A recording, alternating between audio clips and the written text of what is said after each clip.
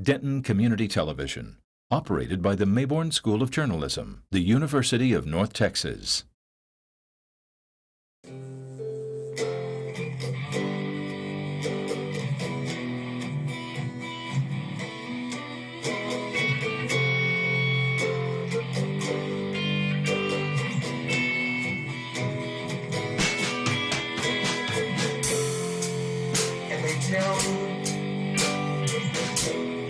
Follow your dreams, and they say, do what you want, and money will come. Hi, how are you doing? I'm Mike Miller. Hope you're having a great day. Thanks so much for watching.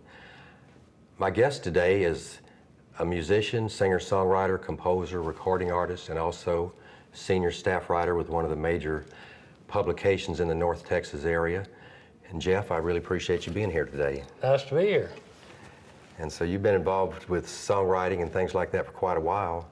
Yeah, I was a songwriter before I was a journalist. Yeah. But now I make my living mainly as a journalist, so, but, you know, I was a songwriter for 10 years before I got into journalism. The Fort Worth Weekly is kind of a newer paper, isn't it? In '94 it was formed. Yeah, I guess that's new, you know, compared to the Star Telegram, which is 100 years old or something. But it's an alt weekly similar to Dallas Observer's. The Dallas Observer there's one in every major city. Yeah. Kind of started off as the underground papers railing against Vietnam and Nixon and stuff, and it's slowly kind of evolved into what it is today, which is a little more mainstream than it used to be. Yeah. Gail Reeves is a Pulitzer Prize winner. That's right. She's the editor, and we had another writer from the morning news named Dan Malone who was a Pulitzer. So at one time we had, of a writing staff of about 5 people, we had 2 Pulitzer Prize winners. That's pretty good. Dan's gone on he's running the Tarleton journalism department now at Tarleton State. Is that right? That's good. There's just so many musicians in the area, this Fort Worth Music Awards. I mean, it's just amazing all the people that it's crazy. Participate in that. Well, it's a thriving scene, you know. It's probably, I'll get in trouble for saying this, but I think it's better than Austin's scene, to tell you the truth. It's very similar in a way, but... And so many different kinds of bands. It really is. They're all over the map. And the Music Award's a good way to see it, because you see rock, country, folk, rap, just, you know, everything, punk, you know. I've never actually been to that, though. I meant to every year, and I just ended up not going. But that's in the 7th Street Yeah, the district. 7th's in about a half a dozen venues spread out. Mm-hmm. I was at the Poorhouse this year. I stayed there all day. And it was like started off with a singer-songwriter, and then a punk band, and then a rock band, and just a little everything, all the different genres, and a lot of beer, a lot of music, and a lot of creativity. They had the USA soccer game was going on a lot of that time, so it was a really fun day. They're always fun. There was something like 45 bands this 48 past year? bands. 48 bands this last year, bands. It's just grown every year, it seems like. Yeah, the bands are voted on by the readers. We have a little poll or survey in the paper, and they fill it out, so we don't pick them, you know. Yeah, the readers do. It's like, but, you know, I'm sure there's ways to not stuff the ballot box, but to get the survey, take it to your gig, and pass it out to everybody. And, you know, there's a way to get a lot of people voting for you. And the bands that really work hard at it and, you know, and go out and solicit votes, you know, they generally do the best. Well, that's just like businesses that win the best restaurant or whatever. Yeah, but people still, they get excited to win and pissed off when they lose, you know. You know it, yeah. It's, but that, you know, competition's always good in the music business, I think. Yeah. And I was listening to some of your music last night on MySpace, for instance. Like you say, that's older, but 2004 through 2009, there's some samples of your music, like Up and Down, Everybody Loves That Girl. Oh, Everybody Loves That Girl, yeah. With the apron on. Right. That was, I ate for years. I mean, 5 days a week for 20 years at this one restaurant on the north side. Really? And the waitress there, same waitress all those years, and Yeah. you get really close. Any pretty woman that brings you food for 20 years has a special place in a man's heart. Yeah. So I had to write a song about her at some point. Yeah. That's where that came from. I got a kick out of that song, 2 words, Hellcat Rap. 2 words, yeah. That was all the. Can you cuss on this show? Maybe not. We won't. Okay. Well, anyway. But people should check that out. It's a cool song. Check that out. I co-wrote it with a local rapper, and I work with this guy he's in the Rivercrest Yacht Club rap group. Really? Eric Griffey. He's another writer at the Weekly. We sit next to each other. So yeah. He was turning me on to rap, which I'd never listened to. In fact, I just assumed I hated it. Like what little I heard sounded like people were yelling at me. Yeah. I didn't like that. Yeah. But he started turning me on to some rap music, and I started liking it. So I told him, let's co-write a rap song, and we did, and that's where that came. But we wrote it kind of to like a Jay-Z kind of a sounding music. But when it came time for me to perform it in a club with just a guitar, I couldn't do any of that. Yeah. So I changed it to a waltz. I kind of used Mr. Bo, that typical Mr. Bojangles waltz, Jerry Jeff Walker waltz, walk down, and it just fit perfectly. We didn't have to change one word. The timing all matched up. It's incredible. I don't know how it worked, but so it's I like to call it the first rap waltz, but it's probably not the first. But it's a cool song. Yeah, I like co-writing with other people that. Of other genres. Of other genres. Yeah, I bet that is fun. It is a lot of fun. Yeah. We're trying to do another one now, a more of a real rap song and less of the. Oh, really? I've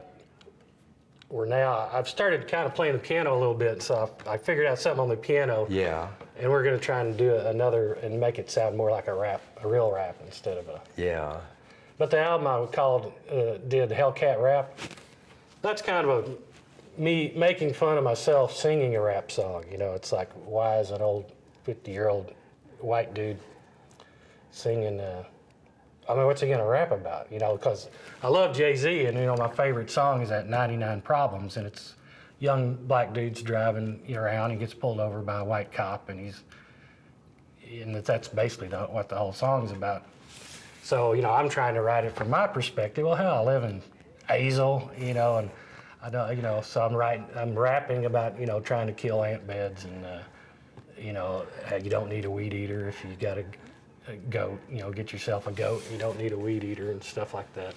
That's why so many of those songs were hard for me to relate to. It just wasn't my life, talking about the way they talk about women sometime and just the club scene and all that stuff. Right. If you don't live that life, if you live out in the country or something, it's kind of exactly. Yeah.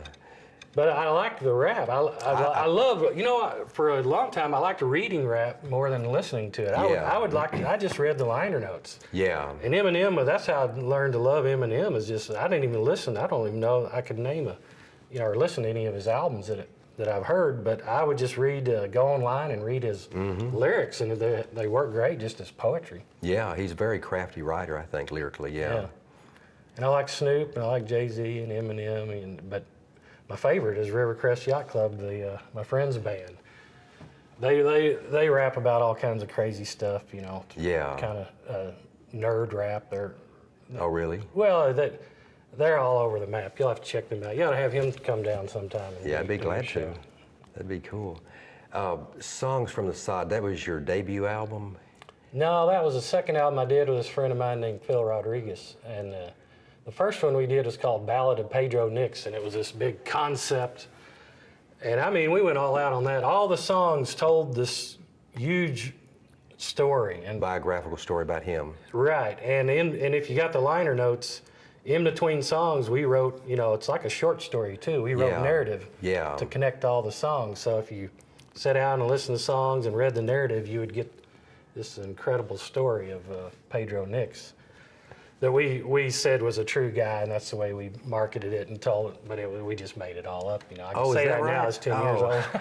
I didn't know that. But it was just something fun that we were doing. But we spent probably 3 years working on that album, between the writing and the recording. And it's a tedious process to do all that stuff. It is. Well, we just got our own recording unit, and it was the first time we'd Oh, done yeah. anything on it, so there's a Learning big learning curve. curve. Yeah. That song "Home," I thought that was pretty cool, and that's like a rain sound at the very end. Yeah. Like it's a Oh, yeah. That's right. I remember trying to having the window open. Oh, we recorded this in a barn, and Really? so it was a metal barn, and Yeah. so when it didn't have to rain hard to get a really nice sound. And I remember us trying to hold mics around, trying to get. We never could get anything, so I forget where we got that rain. Last time I used rain on a album, I got a little digital recorder. I just held it out, on my porch. Yeah. Where it was running off the roof, Mm-hmm. got some good sound, and then I just hold that in front of a mic and record it. Yeah. And that's how I put rain on the back. But now I have a Casio, and it's got a really nice rain effects on it. So Oh, really? I use that sometimes now. Yeah. I like putting rain in. When you would just record real rain, would you put a little bit of reverb on it? Yeah, no, what I'd normally do is I would record, I'd record it when it's raining hard. Yeah. I'd record it when it's raining soft. Oh, and yeah. In between. And then I would put them like I'd devote Tracks. 3 tracks to rain, hard, soft. And I would, if I needed it hard, I would kind of, push Yeah. up here and I would blend them all together. And some I'd put in the background, some I'd put up front and create this kind of real 3D sounding rain. That's a good idea. Yeah, I love doing stuff like that. This Casio is so much fun. I mean, it's got street sounds. You hear a car honking. You hear Yeah. crickets and everything. And I just kind of love sprinkling that stuff into music.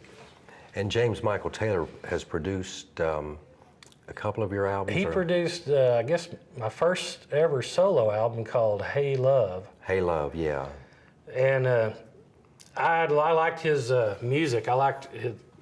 He was making some really cool CDs, and I was digging on them. So we met one night at a open mic deal or McHenry's, this old bar, and we got to talking. And I asked him, I like the way he produced his albums. He has some really a lot of stuff that I normally wouldn't like. He was a choral. He grew up, he went to college and was in the choir and learned all about vocals. So he would stack all these vocals. He plays trombone and Yeah, viola he would and- just pull out any crazy instruments, and he would do all this wizardry that I liked. And so I had him produce my first solo album, and a lot of my friends hated it. They're like, I guess it's like putting strings on the first Beatles album or the first Willie Nelson album or something. It sounds different. Yeah. I'm not comparing myself to them, of course, but my friends, I would give them a CD Yeah. and they would go, "What the heck is this?" But I liked it. I thought it's very cool. And the whole album is more or less about the concept of love, what love is, just the different angles of it. A And bunch of years worth of love songs stored up that I didn't, I wanted to do something with them. So I put them all on one album and called it Hey Love. And I think that's like the biggest mystery to everybody. What is love, really, I'm the least qualified to write about it. me I don't know too. why Yeah. I even bother. Yeah. In fact, I don't hardly anymore. I try not to, what can you say that Yeah. hadn't already been said? So now when I try and write a song, I try and think of something interesting, topic to write about. Well, I think that's a good topic, myself. And the Pennies in a Stream, that's your newest CD? Yeah, that was all my, over the years, you fall in love with these songs, obscure or songs or pop songs, it doesn't matter.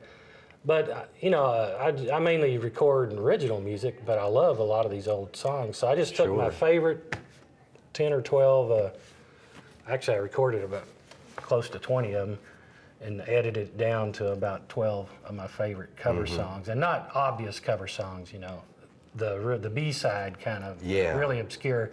At least half the songs on there, I bet your average person would never have heard of. That's a good idea, an album like that. So it almost sounds like an original album. Yeah. Because nobody's heard of any of them. Yeah. And it mixes it's got old standards. Pennies in a Stream is that first line out of Moonlight in Vermont.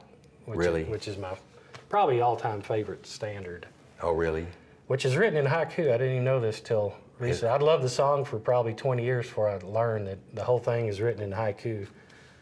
What a trip. But I think I didn't know one that of the either. reasons Yeah. it sings it so well is because it's very structured, and I try and write my songs like that. I mean, when I write a song, I'm counting syllables all the time. Yeah. I get a melody and I want the words to, if the melody's la da da da da da da, 7 syllables. Well, my words have to be 7 syllables. Yeah. I don't like extra syllables hanging around. And so I think that's why one of the reasons, even as a kid, I was attracted to that Moonlight in Vermont is because something about that speaks to my OCD nature. I mean, I don't have OCD, but you know, everybody does a little bit. Yeah.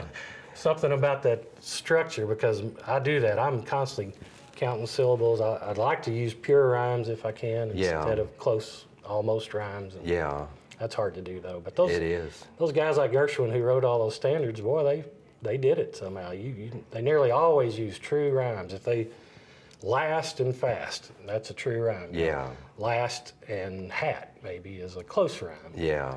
Last and laugh, now you're stretching it a little bit, and you know, and it gets even, you know.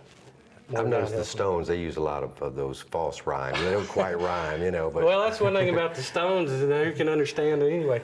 That's why I always write my music first, is because some of my favorite songs I've ever heard, I don't even understand half the lyrics they're saying. And so it quickly became evident to me that if I'm going to write a song, grab them with the music first, because even if they don't understand the lyrics or don't like them, if they like the music, they'll still like the song. Yeah.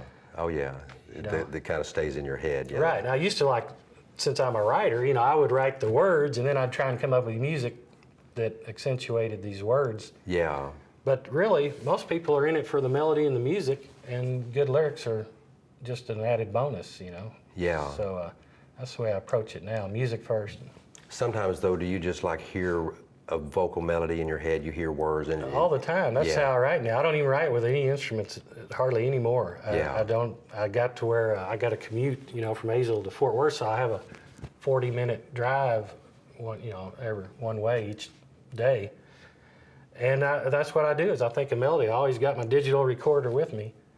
And it's like, I'll be driving, you know, la da da da da da da. Oh, that's good. And then la da da da da, you know. And then when I get home, I get my guitar, and then I try and figure out the chords and the music to match the melody. And I found that if I'm writing with a guitar, I tend to start strumming the same old chords I know, and then start trying to come up with something that's matching these chords that everybody's heard 100 times, and there's more freedom that way, just to let your mind just go on off. The writing with the instrument seems to constrain somewhat. Yeah, I think that's true.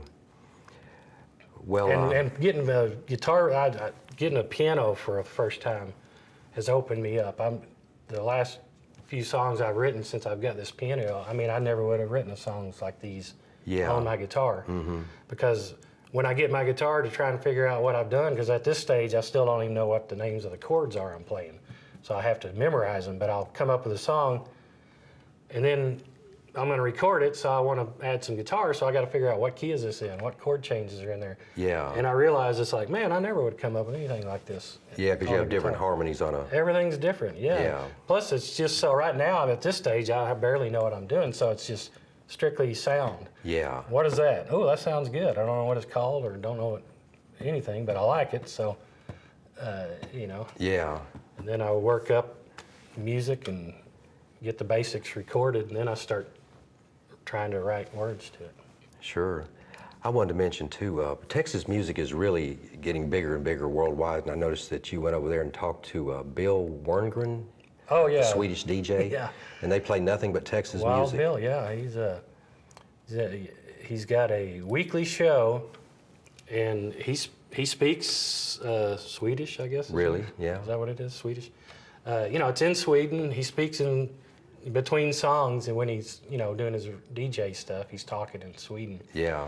But all he plays is Texas music, and a lot of what he plays are from Fort Worth. Really?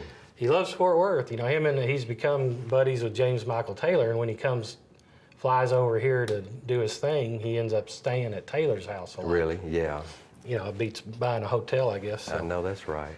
So he stays over there, and they hang out, and so he ends up meeting a lot of Fort Worth bands, and and they make his way onto his show. I don't know what good it does. You know, I think it's really cool to be heard across the country. I get a kick out of that. Yeah. I mean, I would too. Hey. There's nothing short of going to your website and buying one of your CDs, I mean, it's I don't know what good it does unless you plan to tour Sweden, you know.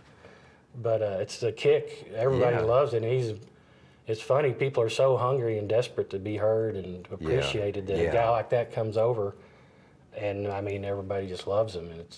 And come to our show, come hang out with us. Here's CD, you know, just anything, because people are so desperate to be noticed and above the 3 million other people. Yeah.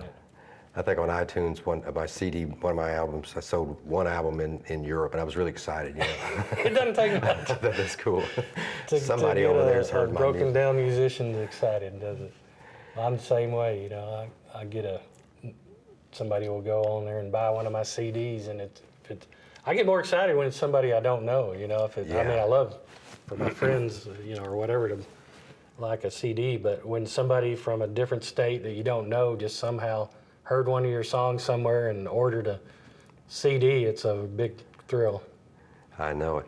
Well, Jeff, I really appreciate you coming over today and sharing some stories and information with us, and I look forward to hearing you play some music. And y'all stay tuned and check out Jeff Prince, and thanks so much for watching. Why, hello, everybody in TV land. Here's a little song called Digging a Hole.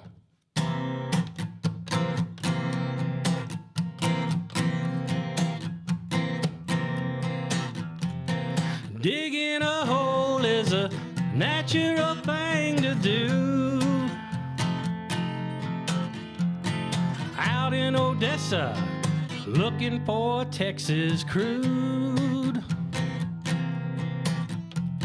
Or up in the Klondike, searching for buckets of gold. There's plenty good reasons for a man to be digging a hole. I'm digging a hole. I'm digging a hole. For no good reason, I know I'm just digging a hole. I ain't no grave digger, I ain't no grave robber. Don't need a well to carry more water. Everybody I know say, hey man, why you digging a hole?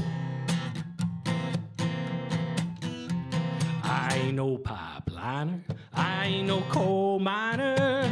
I ain't trying to tunnel my way down to China. Some things is hard to explain, but baby, here I go. I'm just digging a hole, digging a hole. For no good reason, I know I'm just digging a hole. Big lead.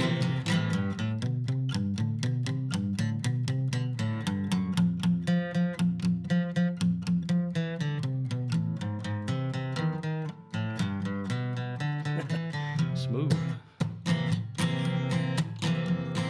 Digging a hole is a mighty hard thing to do. That sweat gets a flowing from my hat down to my shoes. I got blisters on my fingers and I got a long way to go. Give me some elbow room. Can't you see I'm digging a hole? My pickaxe is a swinging and my shovel is a flying. I'm a working like a dog, I can't stop trying. Everybody I know say, hey man, was your daddy a mole? I'm just digging a hole, digging a hole. For no good reason, I know. There ain't no reason, I know.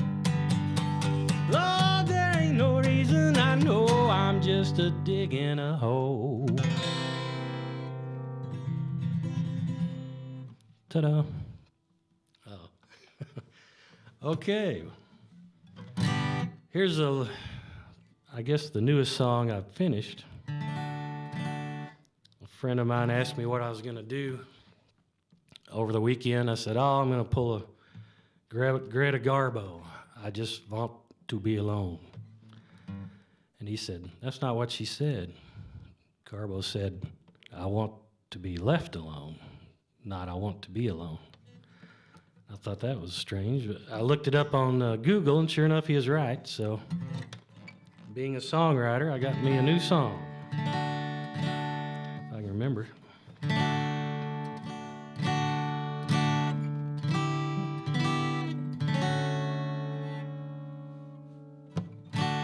Watching movies late at night with my baby lying next to me. Flickering scenes in black and white. Garbo never said, I wanna be alone. Garbo said, I want to be left alone. Oh.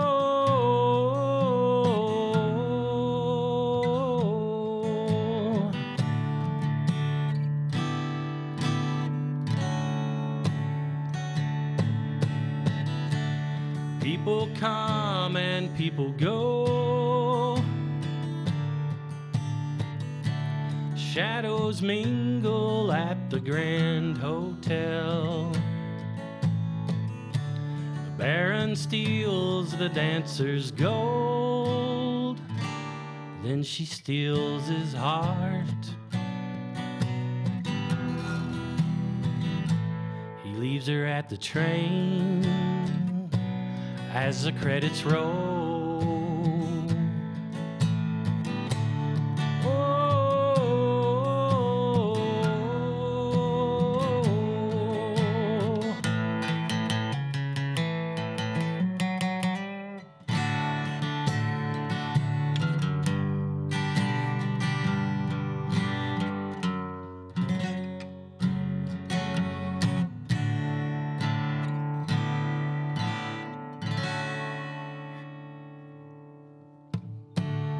Watching movies late at night with my baby lying next to me. Flickering scenes in black and white.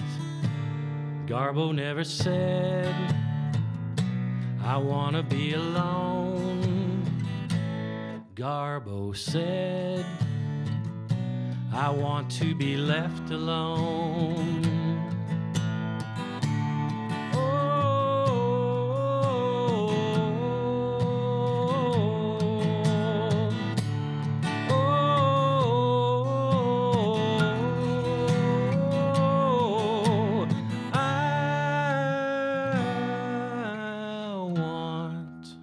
To be left alone with you.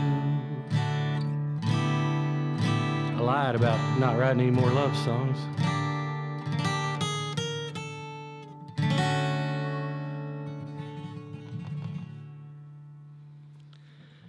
Well, I think I got time for one more.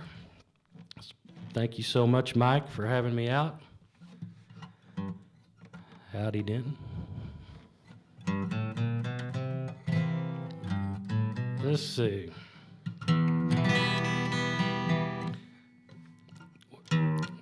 Mike, sometimes when I interview people, musicians, I ask them to play a song that they're working on but hadn't finished yet. I like to hear songs at the halfway point. So I'm going to give you my latest halfway written song. I just learned this drop C tuning. Remember how excited you were about learning drop D? Well, if you go one more step down and you get a drop C.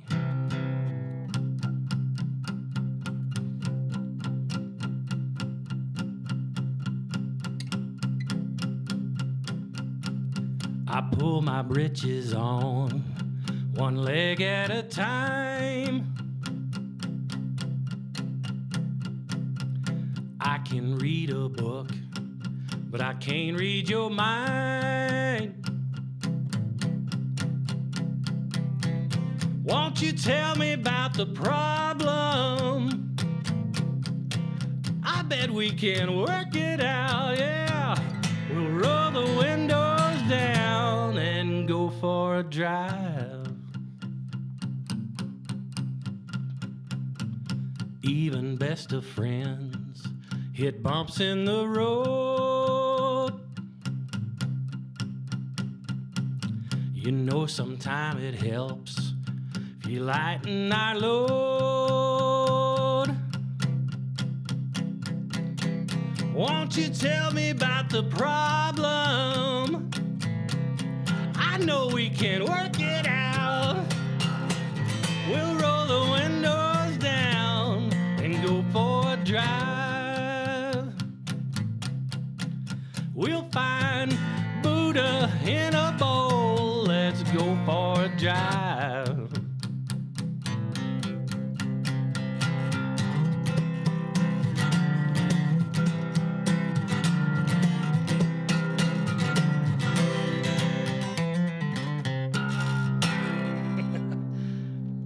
Well, anyway, it's a work in progress. But Mike, thank you so much for having me.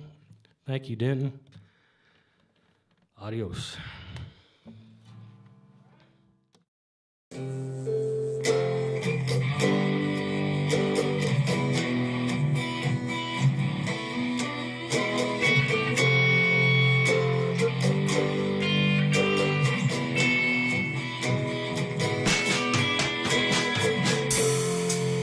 And they tell me, follow your dreams. And they say, do what you want. And money will come.